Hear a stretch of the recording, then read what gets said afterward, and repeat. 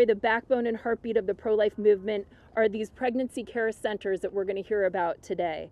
They have provided over $358 million in resources to mothers and babies in need, our latest report tells us, from the Charlotte Lozier Institute. So while the false narrative persists that pro-life Americans are just about the babies until birth, the real story is what you're going to hear today. We are for women and babies fully, humanly flourishing. And I'm delighted to introduce you to a wonderful spokeswoman for just that, Jeanne Marie Davis.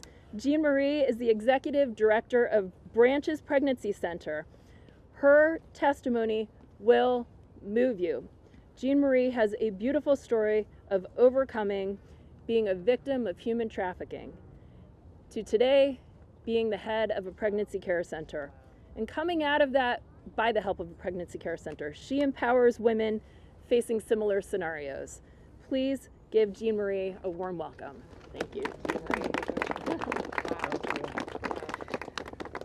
Good afternoon, everyone. My name is Jeanne Marie Davis. I am the executive director of Branches Pregnancy Resource Center in Brattleboro, Vermont. Before I became the director, for over 20 years, I was in human trafficking from the age of 2 to 29. At the age of 29, I was addicted to crystal meth, and I was trying to commit suicide because I had pimps, I had gang members, I had family members who wanted to come kill me. And when they found out I was pregnant, they wanted to kill my son. So I was on the run. The police told me I had the option to go between Washington, Maine, Alaska, and New Hampshire. 27 shelters denied me because they said my situation was too severe. There was a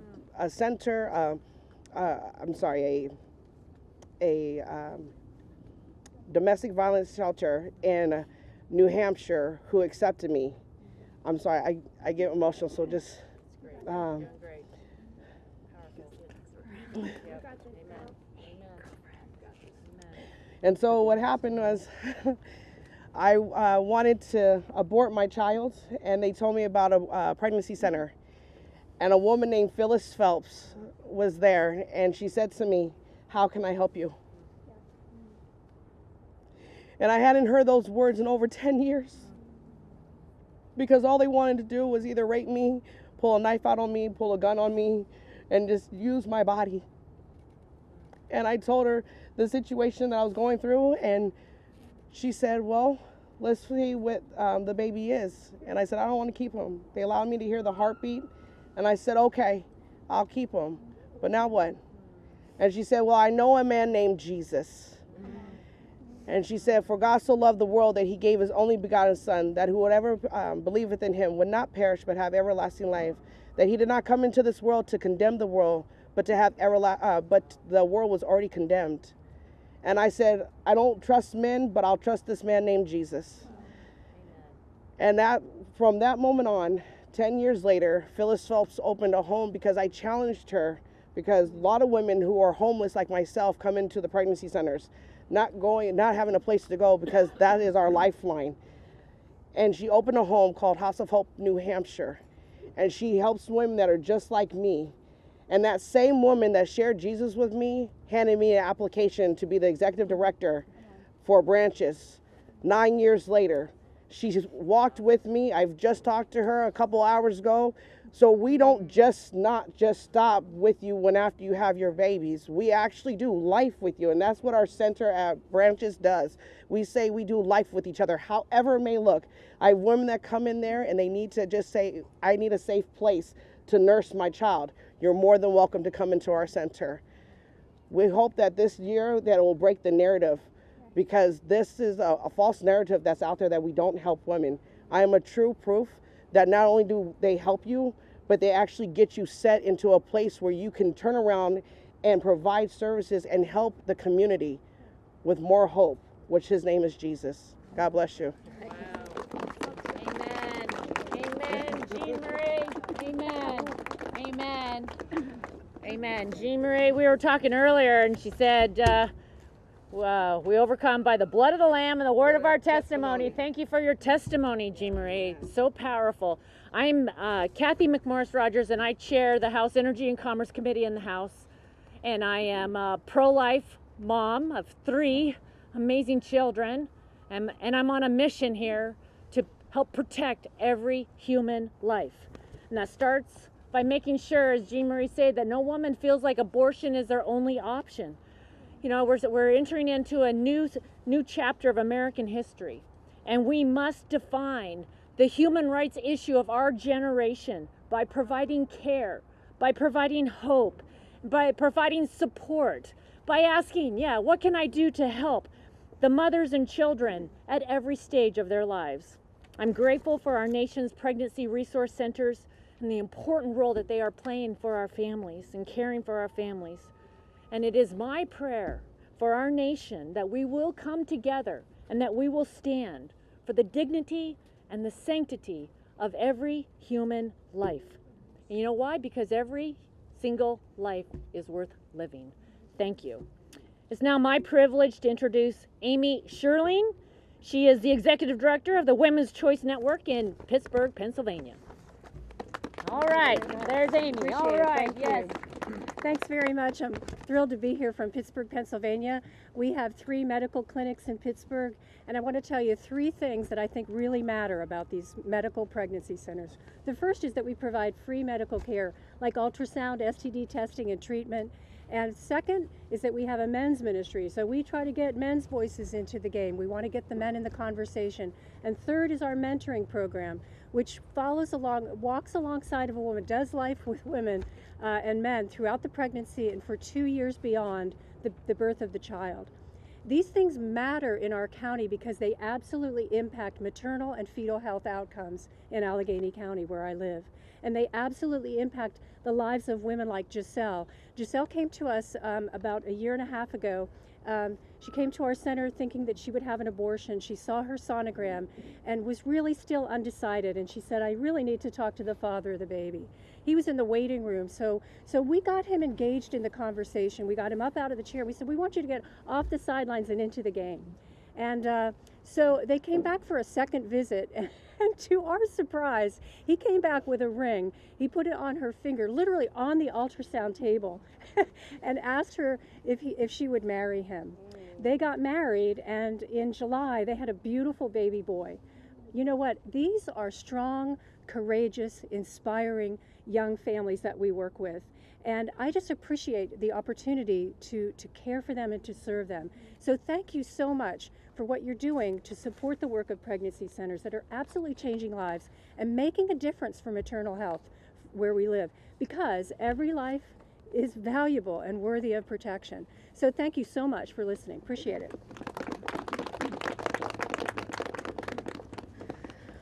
Well, thank you, Amy, and to my colleagues. The stories that you tell, the eloquence in which you speak about such an incredibly important issue is remarkable. And I have to say, as I look around, you can tell which of us come from states like California and Florida. We don't have gloves.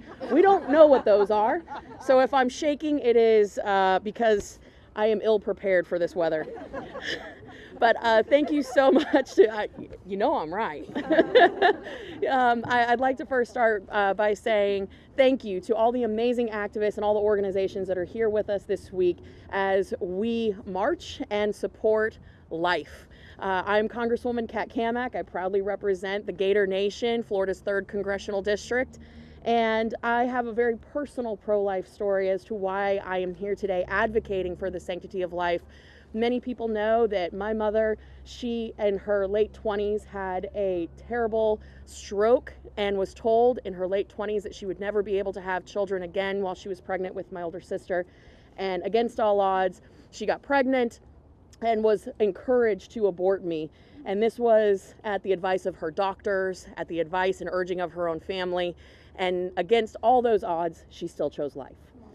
Every single woman comes to the table with a different experience and a different story. And the thing that I am most proud of with this movement is that we meet these women and these families where they're at. This is a judgment-free zone. This is our fight for the generational cause of human dignity. And I am so proud of every single one of you who have braved the cold, all these amazing fighters behind me. I can't say enough good about the fight that we are in, not just for the unborn, the most vulnerable amongst us, but for families who are fostering, adopting those that are in the fight for the sanctity of life. Thank you. This is truly an honor to speak and an honor to serve with such courageous fighters. I'm honored to serve as one of our co-chairs for the Pro-Life Caucus, and it has been a wonderful, wonderful experience. So thank you. I, at this time, would like to introduce Ms. Savannah Martin, the Executive Director of Bella Vita Network and the leader of the Ohio Pregnancy Center Coalition. And I know she's prepared and probably wearing gloves, so. Oh, no! I'm not. I was like, I guess I'm supposed to be a California girl. No, Florida's much better, much better. Thank you. Good afternoon. My name is Savannah. I have the privilege of serving as the Executive Director of Bella Vita Network, which houses a pregnancy center, a campus organization raising women up on college campuses and their value, worth, and identity, and a standalone after-abortion care location right next door to our city's abortion facility. On top of that, I also have the privilege of leading the Ohio Coalition of Pregnancy Centers, 123 amazing pregnancy centers across Ohio. I want to read you a couple of statistics about what these centers did in 2022. They provided 20,011 ultrasounds, 5,276 STI testing, and material needs support to over 28,000 new moms and dads. These amazing centers are providing crucial public health services to communities all across Ohio. And this story, I believe, exemplifies the work of centers not just in Ohio, but across this nation. 7 years ago, I had the opportunity to sit across from a young mom who was homeless. She was drug addicted. She was broken. And in that moment, in the inspiration of the Holy Spirit, I looked her in the eye and I said something that I believe that every single new mom needs to hear. And it was this: you can do this. You can do this. And we meant that. And we walked with that mom every single step of the way, through housing, getting her enrolled in school. And the unfortunate part is sometimes we lose contact with those mothers. And earlier this year, I was serving at a local school and welcoming kids back for their first day. I like to go down to the elementary wing because those kids are excited for their first day of school. The high schoolers, there are claw marks on their cars because they're not as excited. And as the bell rung, I heard my name and I turned around, and there was that young woman dropping her son off for his first day of kindergarten. The distinct difference of pregnancy centers all across this country is that every day, days like today, they're opening their doors for mothers and fathers to look them in the eyes and say, you can do this. We are pro-women, we are pro-child, and I am proud to stand here as a center director, as a coalition leader. I believe that pregnancy centers truly are the future for families, and so thank you for the opportunity to share. Thank you, Savannah, for what you do. Hi, everyone. I'm Congressman Andy Harris from Maryland. As a physician, I was an obstetric anesthesiologist in inner-city Baltimore who cared for thousands of women giving birth. I saw firsthand the difficulties and challenges many women have bringing new life into the world. Through the lens of medicine, I had a unique insight into the preciousness of life and motherhood. Regrettably, we have not yet built a culture of life in the U.S. Pregnant mothers are often fearful of the demands of having children, and too often society tells them that the solution is simply to terminate the life of an unborn child. But across America, thousands of pregnancy resource centers provide ultrasound and pregnancy tests, material resources, and parenting skill classes. By offering resources and compassion, pregnancy resource centers enable women in all walks of life to choose life. I couldn't be prouder to support the important work they do. I'm excited to introduce and hear from Marcia Middleton. Ms. Middleton is the CEO of Alliance for Life Missouri, a Missouri coalition of pregnancy help organizations supporting pregnancy resource centers, maternity homes, adoption agencies, and abortion recovery ministries. Thank you. It's a privilege to be here. Yes, we represent all of those organizations which are serving pregnant women all across our state. We have 105 of those organizations, but today I want to share with you specifically about the work of our 66 pregnancy centers. Our centers are providing, as you've heard already, those critical services to women and families in their hour of need when they're at that critical moment of making choices. And we help them feel valued and supported and empowered to make that choice. We're providing hope in the midst of what they think is a very hopeless situation.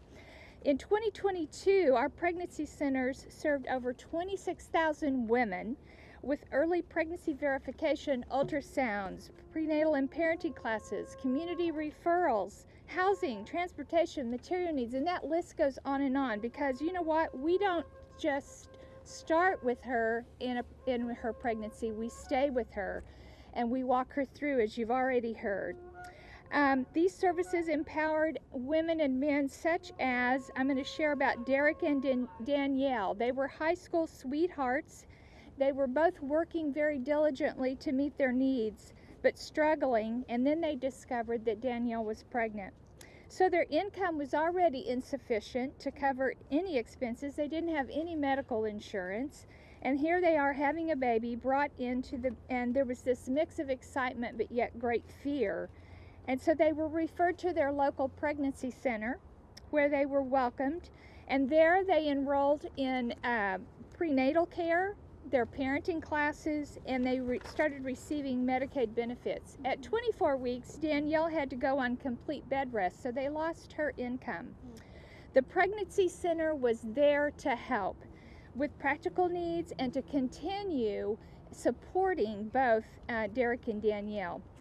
So the pregnancy center provided those critical services of support and resources at no cost to the family, which is the awesome thing about pregnancy centers. And they welcomed a beautiful baby, full-term baby boy, into their home.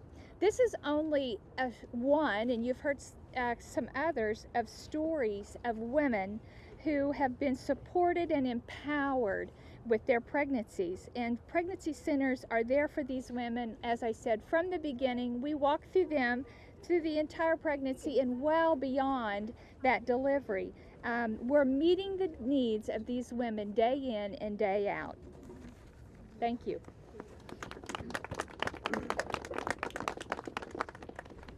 Good afternoon, everyone. I am Congresswoman Carol Miller from West Virginia. I'm a wife, I'm a mother, and I'm a grandmother of 7. And I have had the honor of feeling life quicken in my womb. There's nothing like it. Isn't it amazing the number of lives who have been positively impacted by the Roe versus Wade decision? But we know that the fight is not over. Pregnancy resource centers do invaluable work to help us bring babies to term. They help women and families with unexpected or difficult pregnancies through circumstances, with services, with resources at no cost. I've seen the work that they've done in my own hometown in Huntington, West Virginia, and it is truly a blessing. Today, I introduced the Pregnancy Center Support Act with Senator Hyde Smith in order to make sure that individuals who contribute to these centers receive a tax credit for doing so. This will ensure that organizations can continue to provide for women and families the resources that they need. I will continue fighting for life in Congress and throughout my whole life for the wonderful work and all of you who volunteer at these pregnancy resource centers. Thank you and God bless you. And now you will hear from Claudia Tenney. Thank you. Hi, I'm Congresswoman Claudia Tenney from New York's 24th District in upstate New York. And just so grateful to be here, and thank you to Chris and everyone and all of you for these wonderful supporters here. You know, since the Dobbs decision, pregnancy resource centers across the country have found themselves under attack by the Biden administration. But just last year, Compass Care Pregnancy Services in Amherst, New York, just outside my district and near Buffalo, New York, was firebombed by 8 radical far-left pro-abortion terrorists known as Jane's Revenge. The inability of the Biden administration to stop and prosecute this despicable act is yet another unfortunate example of hyper-partisanship. And I'm so honored that today the Reverend Jim Harden, who runs Compass Care Center, is here with us. Here he is right here. Thank you so much, Jim, for all you do for protecting women and women in crisis and families. And thankfully, Compass Care has been rebuilt through the love and compassion of donors. And I would definitely like to join you, Carol, on your new bill to help pregnancy centers with the tax credit. So thank you for introducing that as well. This rule, there's unfortunately, this is continuing.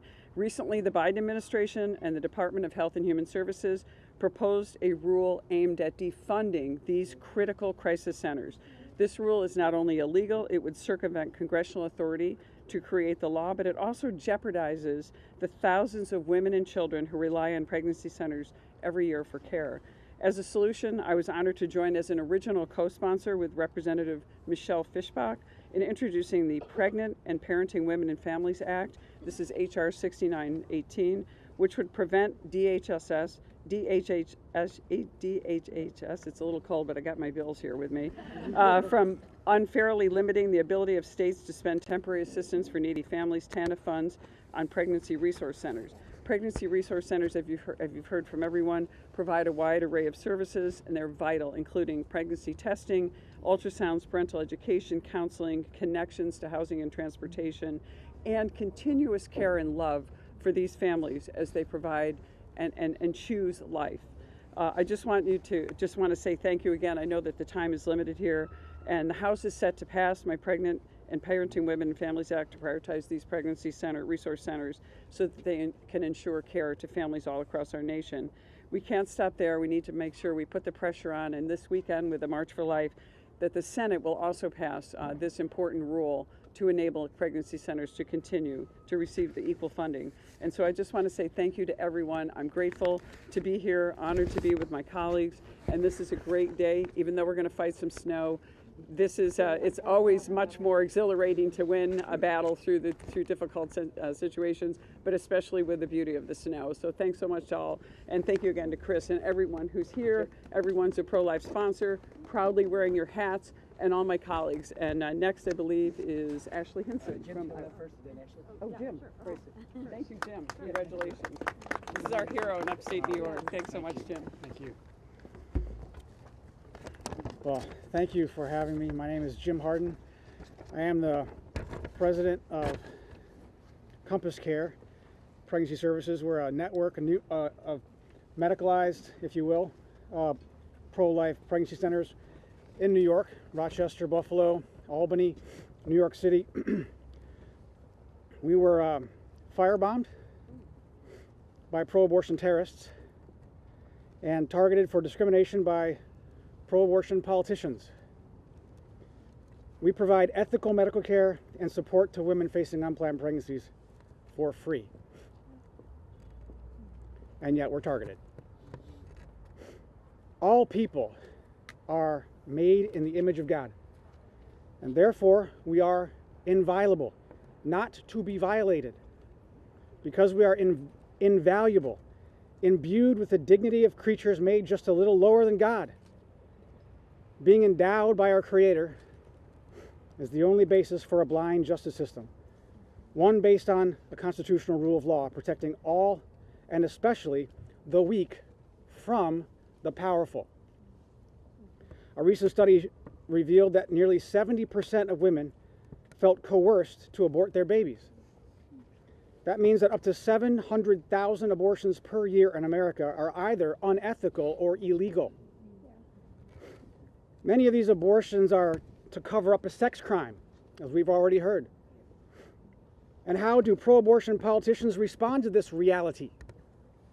When a 10-year-old girl, pregnant by a 27-year-old rapist, was transported across state lines to get an abortion in Indiana in violation of the Federal Mann Act, President Biden was outraged, oddly, at the lack of abortion access in Ohio to cover for the rapist. And what happened to Planned Parenthood after a whistleblower from Arizona revealed the systemic cover-up of sex crime against immigrant women?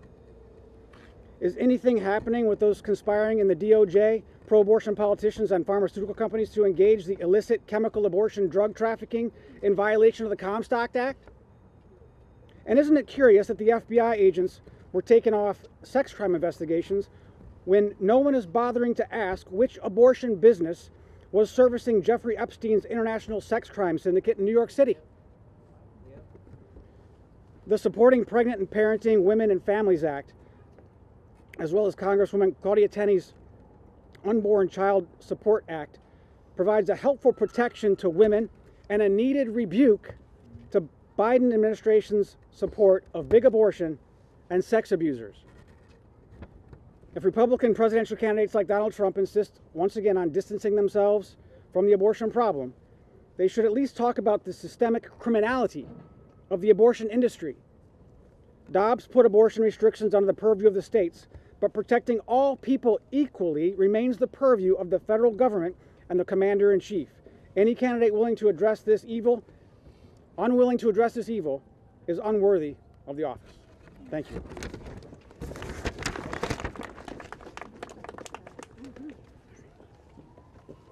Well, good afternoon, everyone. It is so great to be with you. I am Congresswoman Ashley Hinson from Iowa's 2nd District, a proud minivan driving mom from the Midwest.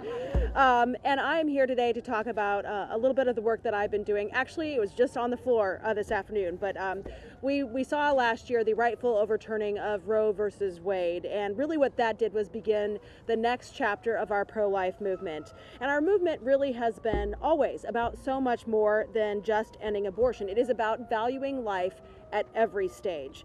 We need to improve our maternal health care options. We need to provide support for low-income families, and we need to engage with fathers. This also means ending the tragedy of stillbirth that has devastated too many families across this country. We can and we must do more to save moms and save babies. See that? They're sounding the alarm for us, right? Right? So this week, actually today, the House is set to pass my Pregnant Student Rights Act.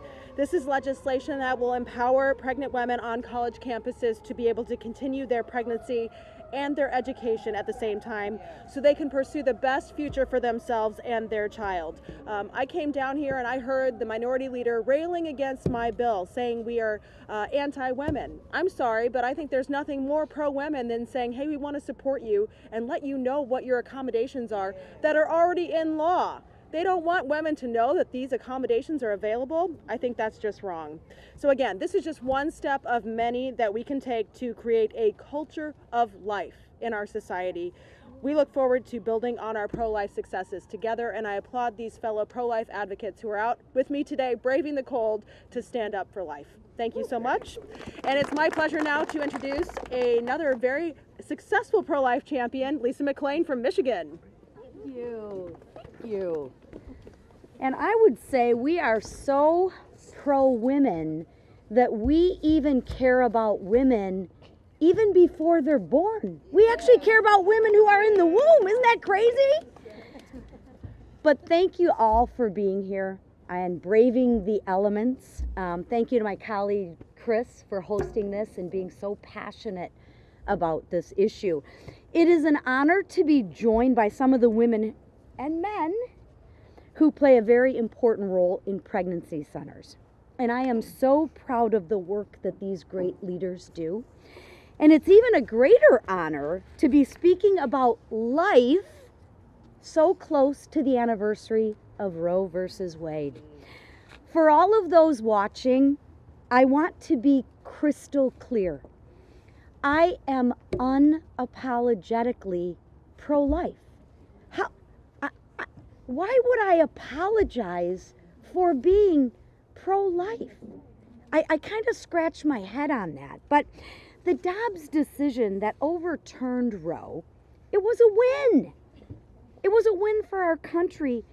And more importantly, it was a win for life. I am sorry if you are against life. I am not. I'm for life. That is a good thing. We should celebrate it. But what the Dobbs decision really did was take the fight for life away from the federal government and give it to the states. And by doing that, the role that pregnancy centers play in protecting life has become absolutely vital. if we are truly pro-lifers, that means we are pro-baby, pro-woman, and defenders of their health and well-being. We do have to help in that regard. That's why I am proud to be here today with so many pro-life movement people that feel exactly the same way I do. Our work is far from over, but with everyone here working together in lockstep, we can achieve any goal we set forward for defending life. So thank you all for being here, and thank you, Chris, again. And with that, I think I'm going to bring up my colleague Mary Miller. The other end, Mary Miller. Okay, thank you. It's great to be here. I'm Congresswoman Mary Miller. I represent the Illinois 15. I want to say I'm very honored to be here with Congressman Smith, who's been a defender of the unborn and a stalwart leader of the Congressional Pro-Life Caucus. Thank you so much, Congressman Smith. Tomorrow marks the 51st anniversary of the March for Life, 51 years of marching to end abortion, and 51 years after that fateful day in January 1973 that would lead, sadly, to the murder of over 60 million unborn children. But tomorrow also marks the second year that we're marching in a post-Roe America. For 49 years, we marched in the hope that we would bring an end to the most egregious Supreme Court decision in U.S. history, and we did. But we all know that the hard work has just begun. We've seen many brave legislators across the country step up in defense of the unborn, but Congress must do more. We can't call ourselves a nation of liberty and justice for all when we're in the same league with the likes of China, North Korea, and Vietnam, who allow abortion through the 9th month of pregnancy. That's why I recently introduced 3 pieces of legislation. The Woman's Right to Know Act, Pregnancy is Not an Illness Act, and Love Them Both. The theme of this year's March for Life, With Every Woman for Every Child, perfectly describes what the mission of the pro-life movement has been all along. That's why we must protect the critical work of pregnancy care centers to love and support women facing unplanned pregnancies. I'm a mom of 7 and recently the grandma of 20, and our youngest grandson came to us by adoption because a 17-year-old girl had the support to carry her pregnancy to term and unselfishly gave that child to our daughter and her husband. Life is nothing short of a miracle and a gift from God, and it must be protected at all costs. I'm honored to be a voice for the voiceless in Congress because we are obligated to speak for those who cannot speak for themselves. And I do want to add this in light of, we sing the song, the verse that says, God has shed his grace on thee. And it's true, God has. But we need to reconsider where we stand before God. And the Sermon on the Mount, Jesus said, blessed are the poor in spirit, and blessed are those that mourn. And I just want to encourage us as individuals and a country to acknowledge that we are needy people and to mourn over our sin, this horrible blight on our country, and ask God to forgive us and show us how to continue to fight to bring truth and light into the darkness. Thank you so much. I missed anybody? To Lisa's point about the child in the womb who happens to be a girl, the girl child, there was a poll that came out yesterday that found on the basis of gender or sex, it was a Marist poll, 86% of the American people, including 78% of the Democrats, 93% of the Republicans, and independents were at 86%, strongly oppose sex selection abortion. We've had legislation on the floor in the past where the other side went through great pains to say why this was okay to kill a girl after an ultrasound simply because she turns out to be female. I think it's the first grave act of discrimination against the girl child, and it's just unconscionable that it's going on. The American people are with us on that. And one other point, which I mentioned very briefly, and that is the Marist poll also found on pregnancy care centers, the reason why we're rallying today, 83% of all Americans, and I might have mentioned it earlier, 75% of the Democrats in this country support the great work of the women and men and all of those back in the states who are doing the work for these pregnancy centers. So I just, it's a story, and I asked the press that has not been told. It really has not. The great work that they do, the smears that come their way from some on the other side is unconscionable as well. It's like, have you ever been in one? Have you sat there and talked, especially to those who would have gone down a different path and whose lives were salvaged and helped so seriously by the great interventions? And again, it's not judgmental. It is all about love and what they do, which again does not get much press. When a woman does have the abortion, they're there for her as well. When it's the baby and the mother, they love them both. When it's just the mother, they still love her and help her with counseling and assistance. It's incredible. Great love in action. Carol Tobias is with us today from National Right to Life. And Autumn, would you like to say something briefly? Carol?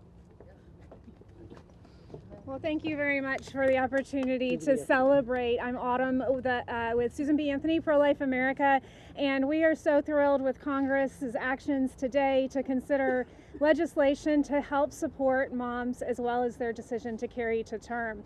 You have to think about what it means when there is a large portion of the Congress that would vote against a piece of legislation that simply helps a mom make a decision with all of the information, that simply helps a mom to find the resources on her college campus, simply helps the mom to connect with a caring group of people like the pregnancy centers that you've heard from today, to walk alongside of her, give her the support she needs, and to be there as her helping hand, her friend, and her connection to resources. And yet there are so many members of Congress who we will see vote against this common sense legislation, even though they consider themselves to be pro-choice. This is something that we should all be able to agree on. We should be there for moms, we should be there for families, and there should be no controversy about helping families to carry their babies to term, to love them, and to pursue their own lives alongside of their baby's life.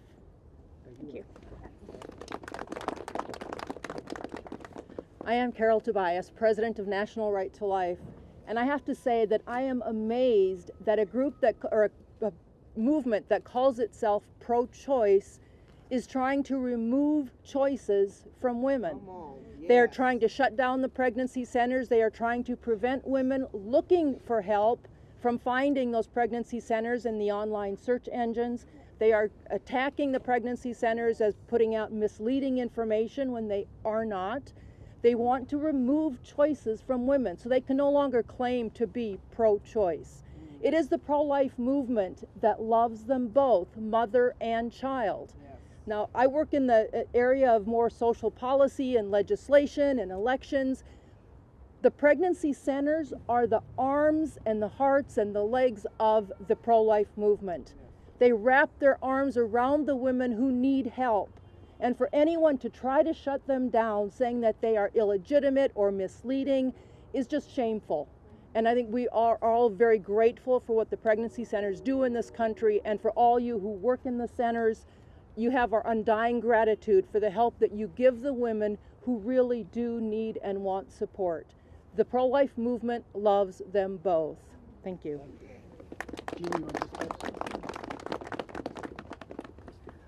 Well, thank you so much again, Representative Smith, a hero of our movement, and it's been such a delight just today as we're kicking off the March for Life over the next couple of days. We hope that you'll all be there tomorrow at the 51st Annual March for Life. Thank you for all of the testimonies and for all of the work of our elected officials and the wonderful stories of the Pregnancy Care Center directors, Jeanne Marie, and to all of you for being here today. We'll see you tomorrow.